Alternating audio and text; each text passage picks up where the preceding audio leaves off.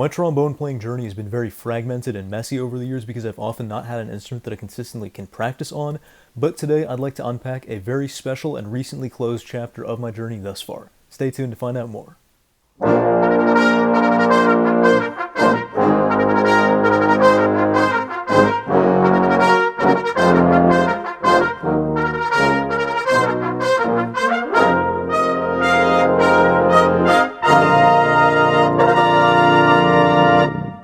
Many of the 20th century's trombone greats, names such as J.J. Johnson, Tommy Dorsey, etc., are famous for using trombones made by the King Company. Most notably, the 3B will forever go down as one of history's most influential jazz trombone models. This particular Selmer trombone was actually modeled after a King 3B. Behold the Selmer Bolero.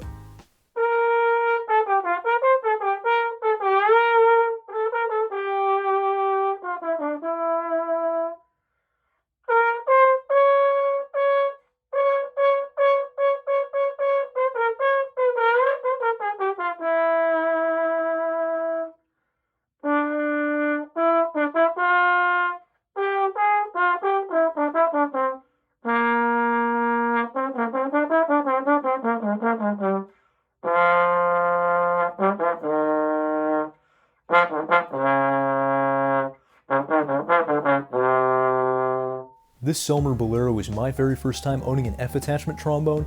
That makes it not only special to me, but in terms of other Selmer Boleros.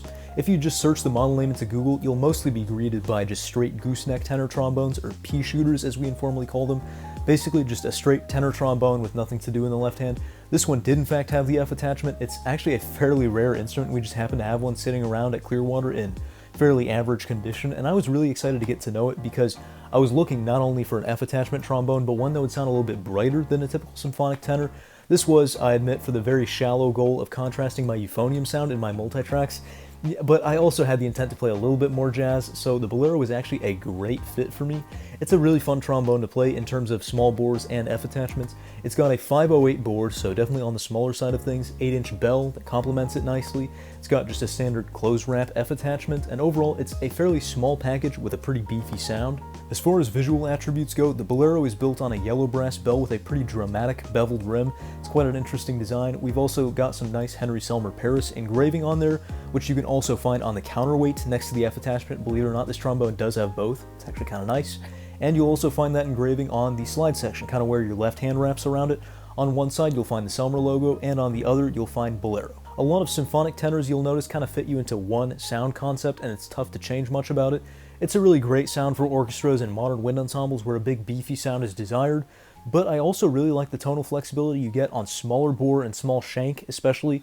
F attachment trombones, you can use quite a wide range of mouthpieces on them, and you can fit them into a large variety of different musical settings. Obviously, a trombone like this is great for lead work, studio work, commercial work, that type of thing. It's got, overall, naturally, a really bright sound, especially with the smaller mouthpiece, and it can really sparkle on the high notes, especially around F on up. It's really, really bright if you push it. But it also does just as well on third parts in a jazz band where you're still often expected to use a small bore trombone, but you might need a little bit more access to the outer positions. For me personally, that's very hard because of my short arms, and so that F attachment helps greatly while still maintaining a fairly bright sound. In terms of old jazz band music, it works great there because of the smaller bore, and like I said, with a smaller mouthpiece, you can push the sound to be as bright as you want it to be.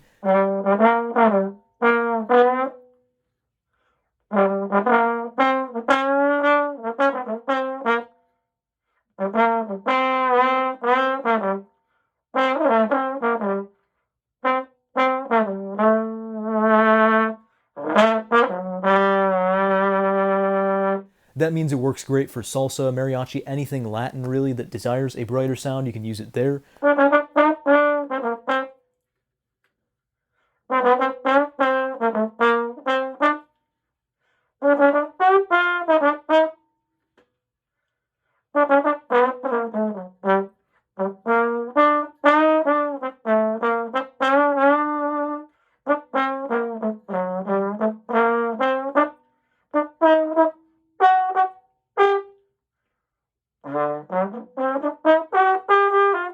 First and second tenor in a brass band are also expected to be fairly bright. I got a comment once in an email that my Selmer Bolero sounded a lot like a brass band trombone, a little bit more on the edgier side when I pushed it. and that's definitely useful there, especially when most of the brass band sounds fairly dark by comparison. But honestly, I also think this can work really well in early concert bands and a little bit of symphony orchestra stuff. It'd be a stretch to call this a symphonic horn, for sure, but first of all, I like how it sounds on the Bolero excerpt. You know, a Bolero trombone had better play Bolero nicely, but also it can work well in settings where the trombone one part actually is written for alto trombone. A lot of symphonic players don't own an alto trombone or just don't like to pull it out because it's kind of a miserable instrument to play at times, it has really sucky intonation and slide positioning. And what you can do is get a small bore F attachment like the Bolero, and you still have access to a little bit of the lower stuff in case you need it later on in the concert set, and you might need a little bit of a larger mouthpiece for it, but it can actually do really well on alto-oriented parts that are up in the higher register or just require a little bit of a brighter, tighter sound in general. In particular, outside of the jazz sphere, marches are a lot of fun on this trombone. You can really push it to a pretty crass extreme and have some fun with it. I've included a sound example of both a wind ensemble march and a brass band march, sort of for comparison. Both of these are just big, loud, bombastic, low brass strains, but you might enjoy those.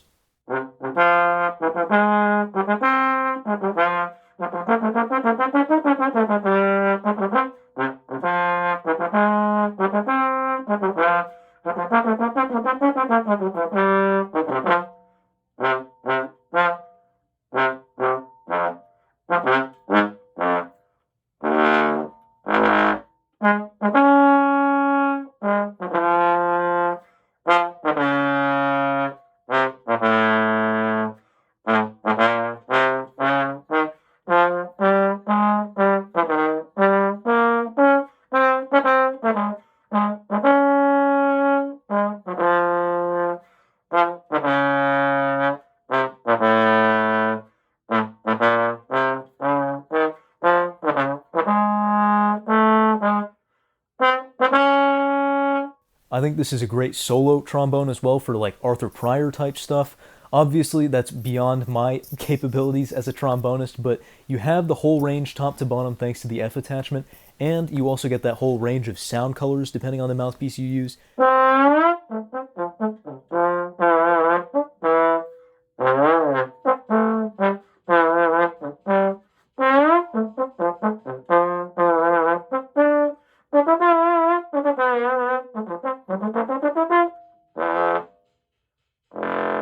It's a different fit for every player, but personally my Wick 6BS can basically do anything on that trombone, from some of the darker, even more ballad-like stuff, all the way to just unbearably brassy. And the range speaks nicely on that particular mouthpiece. I'm sure everybody has their ideal size that'll work for them on this horn. And honestly, those low notes, you know, I should demonstrate them with a little bit nicer of a sound quality, but I was honestly just amazed how well they blat out on this horn.